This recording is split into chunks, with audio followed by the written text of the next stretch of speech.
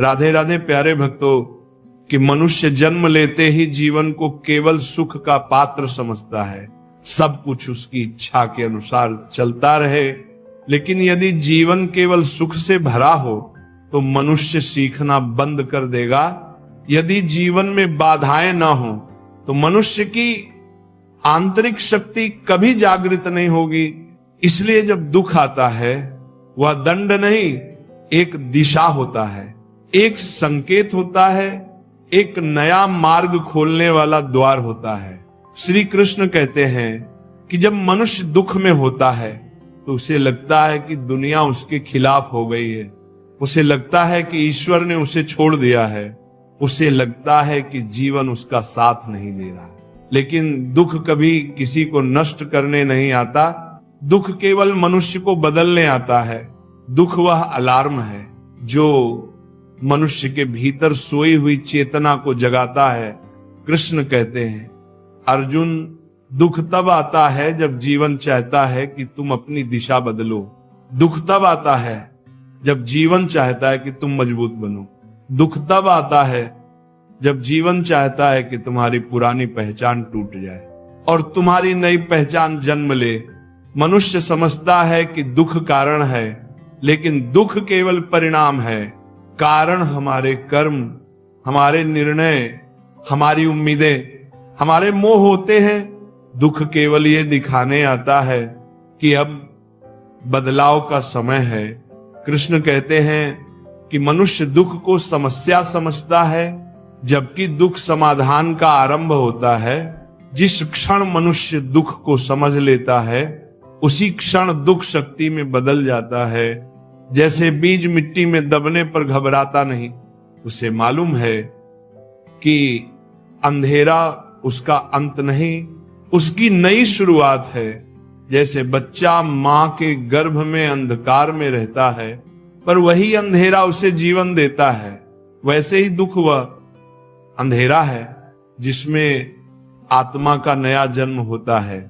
मनुष्य जब दुख में रोता है तो वह समझता है कि वो कमजोर हो रहा है, पर कृष्ण कहते हैं, दुख में बहाया गया हर आंसू तुम्हारे भीतर शक्ति बनकर लौटता है।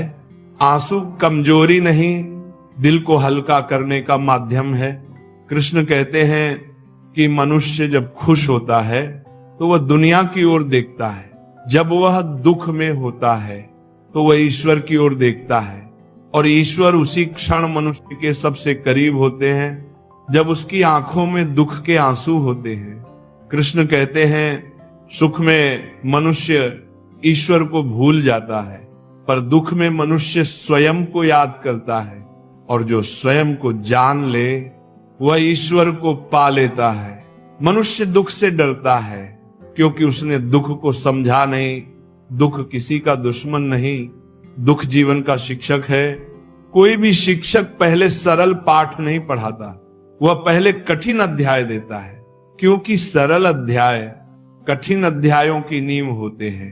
कृष्ण कहते हैं कि दुख मनुष्य के जीवन में वह साफ करने वाली बारिश है जो उसके भीतर जमा भ्रम, मोह, अपेक्षा और अहंकार को धो देती है।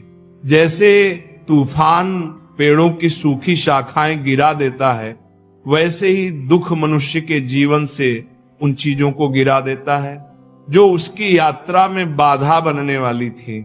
मनुष्य स्वयं नहीं छोड़ता, इसलिए जीवन उसे मजबूर करता है। कृष्ण कहते हैं, अर्जुन, जिसे तुम खोना समझते हो वही तुम्हारा बचना होता है, जिसे तुम अंत समझते हो वही तुम्हारी शुरुआत होती है। एक बार एक व्यक्ति द्वारका आया, उसने कृष्ण के सामने रोते हुए कहा, प्रभु मेरा सब कुछ छीन गया, मेरे मित्र ने मुझे धोखा दिया, मेरा व्यापार डूब गया, मेरे परिवार ने मेरा साथ छोड़ दिया, मेरे पास अब कुछ नहीं बचा। कृष्ण मुस्कुराकर बोले, यदि सब कुछ चला गया तो अब तुम्हारे पास भगवान बच गए, और जिसे भगवान मिल गए उसका कुछ भी नहीं खोया। जिसे दुनिया छोड़ दे उसके पास भगवान का दरबार खुल जाता है।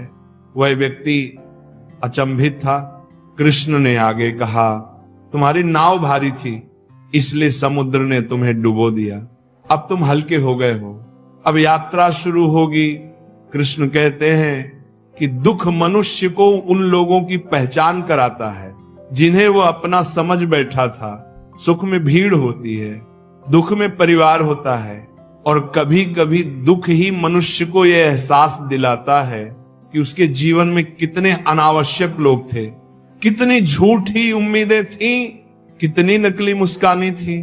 कृष्ण कहते हैं दुख वह चश्मा है जिससे मनुष्य सच्चे चेहरे देख पाता है। मनुष्य अगर दुख में धैर्य रखे तो दुख उसका शिक्षक बन जाता है, लेकिन यदि वह दुख को शत्रु मान ले तो दुख उसकी परीक्षा बन जाता है। कृष्ण कहते हैं दुख से भागना जानकारी से भागना है, दुख को समझना बुद्धि का जन्म है। दुख सिखाता है कौन हमारा है और कौन नहीं, दुख सिखाता है क्या छोड़ना है और क्या अपनाना है, दुख सिखाता है किसकी बात को महत्व देना है और किसे अनदेखा करना है, दुख सिखाता है आवश्यक क्या है और व्यर्थ क्या है। कृष्ण कहते हैं कि किसी भी आत्मा का उत्थान दुख के बिना असंभव है। जिस मनुष्य ने कभी दुख नहीं झेला वह कभी महान नहीं बन सकता। कठिन समय चरित्र बनाता है, चरित्र भाग्य बदलता है, भाग्य भविष्य बदलता है। कृष्ण कहते हैं अर्जुन दुख ही वह जगह है जहां मनुष्य स्वयं से पहली बार मिलता है।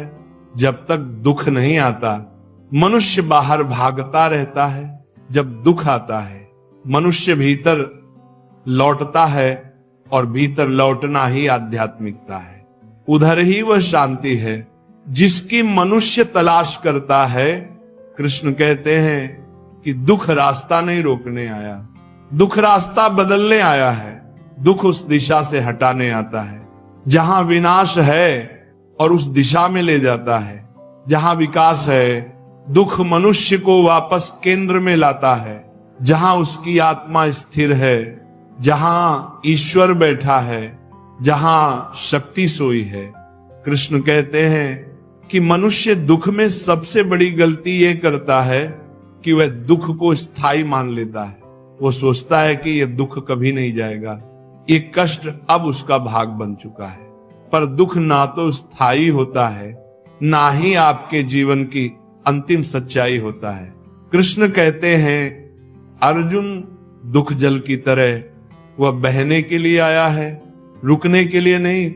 लेकिन मनुष्य दुख को पकड़कर बैठ जाता है, उसे अपने विचारों में बांध देता है, उसके बारे में बार बार सोचता है, उसकी कल्पना को बढ़ाता है और धीरे धीरे वह दुख बूंद से समुद्र बन जाता है। कृष्ण कहते हैं कि दुख तब तक गहरा नहीं होता जब तक मनुष्य उसे गहराई नहीं देता। यदि मनुष्य दुख को स्वीकार कर ले तो दुख तुरंत हल्का हो जाता है, पर मनुष्य दुख से लड़ने की कोशिश करता है और जितना वह लड़ता है दुख उतना ही मजबूत हो जाता है। कृष्ण कहते हैं दुख से मत लड़ो, उसे समझो, समझ लोगे तो वो समाप्त हो जाएगा।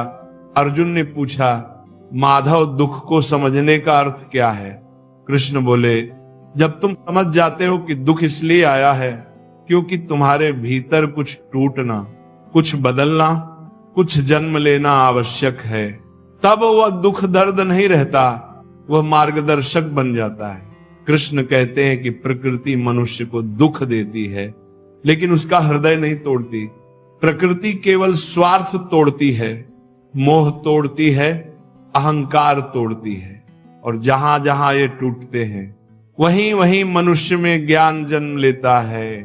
कृष्ण कहते हैं कि मनुष्य को दुख इसलिए मिलता है क्योंकि वह गलत जगह खुशियां ढूंढता है, वह उन लोगों में सुख खोजता है जो उसे समझते ही नहीं, वह उन चीजों में आनंद ढूंढता है जो कभी स्थायी नहीं थी, वह उन संबंधों में उम्मीद करता है जो केवल उसके स्वार्थ से जुड़े थे, और जब वे संबंध टूटते हैं मनुष्य सोचता है कि उसके साथ अन्याय हुआ है।